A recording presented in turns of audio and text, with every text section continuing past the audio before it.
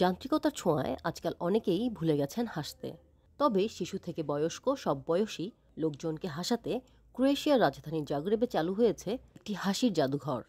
বিশ্বের প্রথম এই হাসির জাদুঘরটি দর্শনার্থীদের কেবল হাসানোর জন্যই তৈরি করা হয়েছে।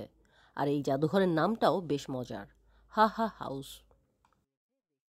It opened its doors this weekend in Zagreb, and according to its এই organizers, জাদুঘরের অন্যতম আকর্ষণ হচ্ছে হাস্যরস সৃষ্টি করা। দেশি বিদেশি নকশাবিদ, স্থপতি, শিল্পী এবং বিশেষজ্ঞদের একটি দল মিলে শিল্প এবং প্রযুক্তির সমন্বয়ে জাদুঘরটি তৈরি করেছেন। হাস্যরসের দিক দিয়ে ব্যক্তির পছন্দ যেমনই হোক না কেন, এই জাদুঘরের লক্ষ্যই হলো সব বয়সের দর্শনার্থীদের হাসাতে সাহায্য করা। technology to provide visitors with an unforgettable experience and bring a smile to their face. হাহা হাউসে খেলাধুলা ও নানা অংশগ্রহণযোগ্য প্রদর্শনী রাখা হয়েছে, যাতে দর্শনার্থীরা অংশগ্রহণ ও উপভোগ করতে পারেন। জাদুঘরে প্রবেশের আগে তাদের একটি স্ক্যানারের মধ্য দিয়ে যেতে হয়। এ সময় সাদা ধোঁয়ার মধ্য দিয়ে গেলে তাদের উৎকণ্ঠা দূর হতে শুরু করে। এরপর দর্শনার্থীদের বড় আকারের একটি ওয়াশিং মেশিনের মধ্যে ঢোকানো হয়, যাকে বলা হয় সেন্ট্রিফিউজ অফ লাইফ। এখান থেকেই দর্শনার্থীকে সাদা বল ভর্তি একটি পুকুরে ফেলা হয়, যার মধ্য দিয়েই বিভিন্ন আনন্দদায়ক স্থানে যাত্রা শুরু হয় তাদের।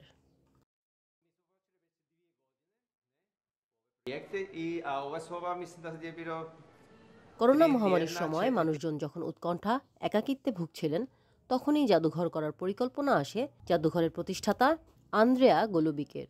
৪৩ বছর বয়সী এই উদ্যোক্তার লক্ষ্য হাসি দিয়ে মানুষকে সুস্থ করা। আন্দ্রেয়া ৭ বছর বয়সের সময়কার ভাবনাহীন জীবনই এই জাদুঘর তৈরির অনুপ্রেরণা।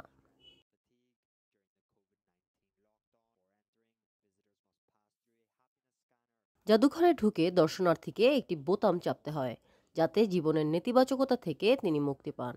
এরপর জাদুঘরে ঢুকলে ৮টি আলাদা ক্ষেত্রে অংশ নেওয়া যায়।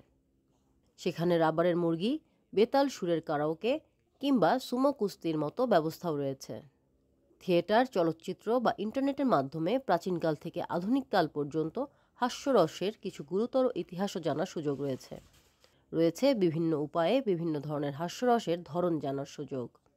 জাদুঘরটি কিছু পছন্দের ওয়ান লাইনারের সাহায্যে শব্দের খেলা, চড় মারা, অন্ধকার হাস্যরস থেকে শুরু করে ব্যঙ্গাত্মক হাস্যরসের ধরনগুলোও ব্যাখ্যা করে।